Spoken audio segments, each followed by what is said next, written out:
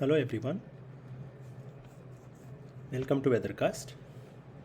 So 2 months of the monsoon 2021 season is over, and I thought I would upload this video which talks about some long range updates for the next 2 months of this season to come. So the disclaimer is that whatever I'm presenting here are personal opinion, and I request you to follow IMD for all the official updates.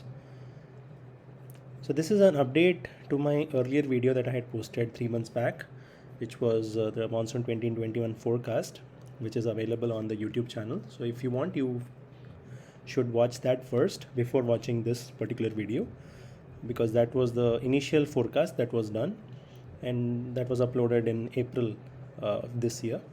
So please watch that and then come back to this video. So this is what I had forecasted in my earlier video, that the overall performance could be slightly below normal, and this was the pan-India variation that I had forecasted.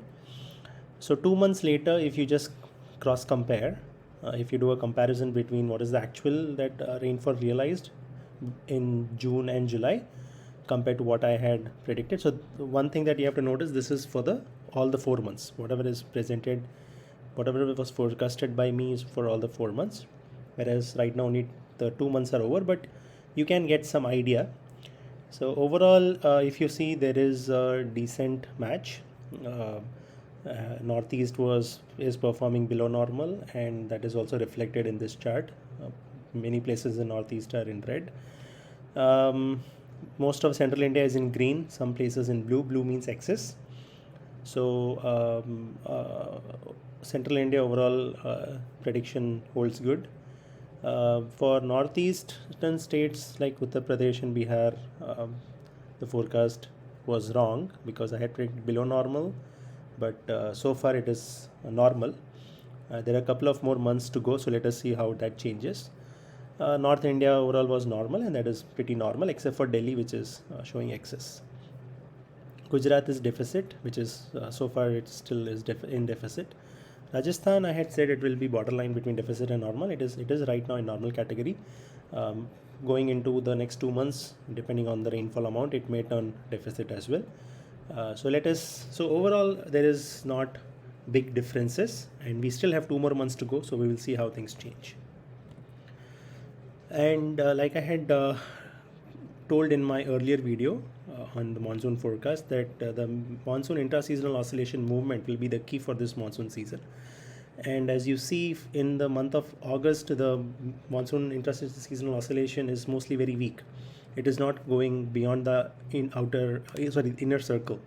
So that the movement of MJO, which if it is close to this inner circle or into the inner circle, that means it's a very weak meso, and that is not good for a widespread rainfall activity. And you can see that mostly coastal areas are getting rains in the upcoming days, whereas the central regions are not going to perform that well. That is the forecast moving ahead. So let us look at a slightly synoptic scale features like the Pacific Ocean state, which is I'm showing 4 graphs here of 4 images, which are taken from Bureau of Australian Meteorology, Australia. So if you see the La Nina development, then the chances of La Nina developing is only in the later half of October or starting of November. Up till that time, the ENSO is going to be neutral. The El Nino Southern Oscillation is going to be neutral. And that is also reflected in the sea surface anomaly chart, where you see that La Nina has not established yet, although there are signals, but coupling between ocean and atmosphere has not occurred, because you can see that there is hot warm pool in near Australia, but a significant cold pool doesn't exist in the Central Pacific or the Eastern Pacific. So La Nina has not developed. That's why there is a likelihood that it may develop later half of the year, which is October or November. And if you want to dwell a little bit deeper, then you can look at the thermocline structure. The thermocline structure is, for a La Nina, it should be very steep. It is not steep yet, so it is still kind of steep in the sense that this black line should be much steeper. So it is showing indications, but right now the coupling has not happened. So that's what this also represents.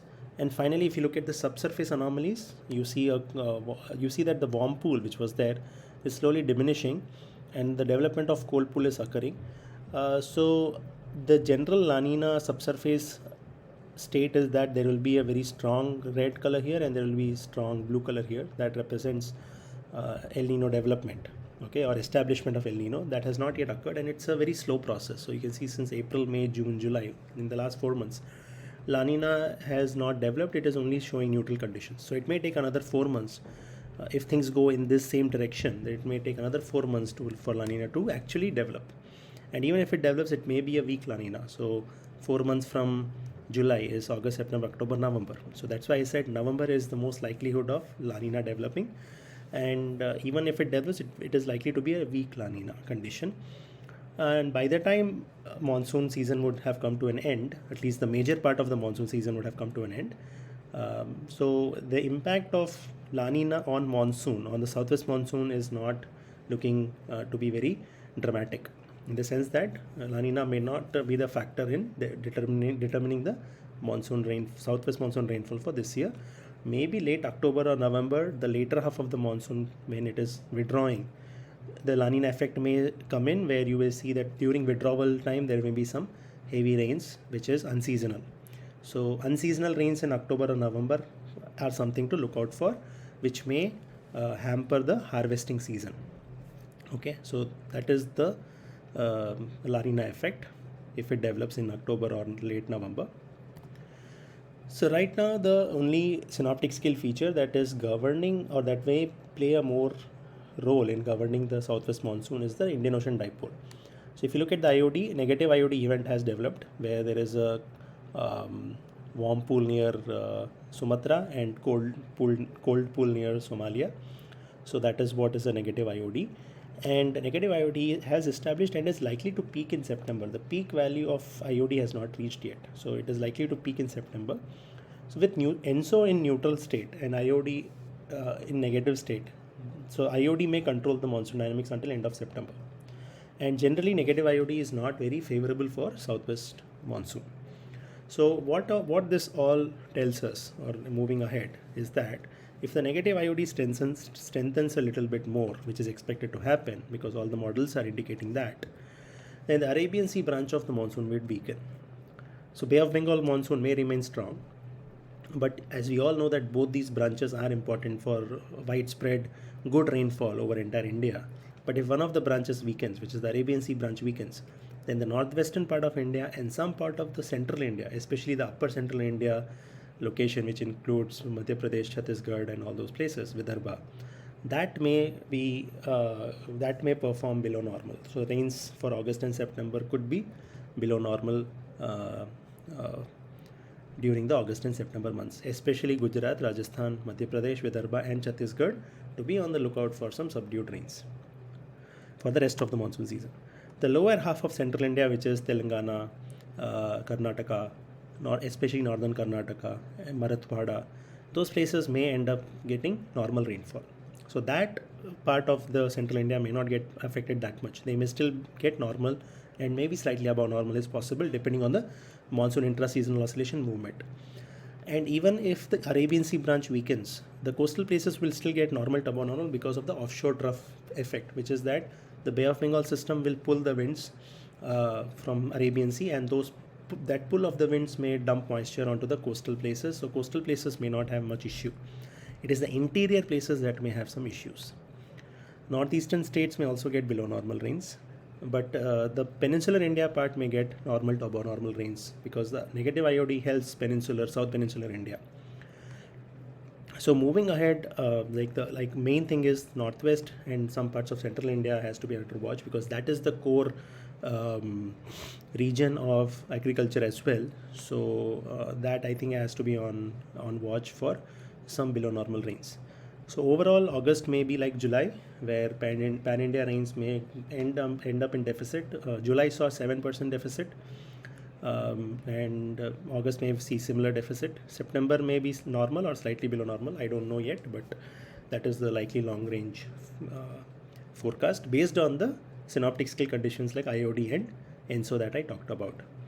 So overall, I still feel like we may end up slightly below normal, like 94 or 90, 93 to 95% of the long period average for the entire monsoon season. So I still hold on to my forecast, the initial forecast, that it will be around 95 to 94 to 95% of the LPA, which means between 810 to 850 mm is what we may receive overall for all the 4 months put together. Up till now, we have received around 465 mm, which is only 1% below normal. So right now the monsoon season is only 1% efficient. Let us see how things go as we move ahead. But this is the outlook that I wanted to share. Once again, I want to reiterate that this is only a personal opinion, and I would highly encourage you all to follow the IMD updates. I just wanted to give my opinion based on what the synoptic scale conditions are existing right now. And also the meso state, the monsoon intra-season oscillations seem to be in a weaker condition as we move into the rest of the August. So keeping all these in mind, we have to be a little bit cautious on how things may pan out on the agricultural front. Alright, so that's it from me, and thank you for watching this video. I'll be back with more updates later, so stay tuned. Thank you. Have a good day. Bye.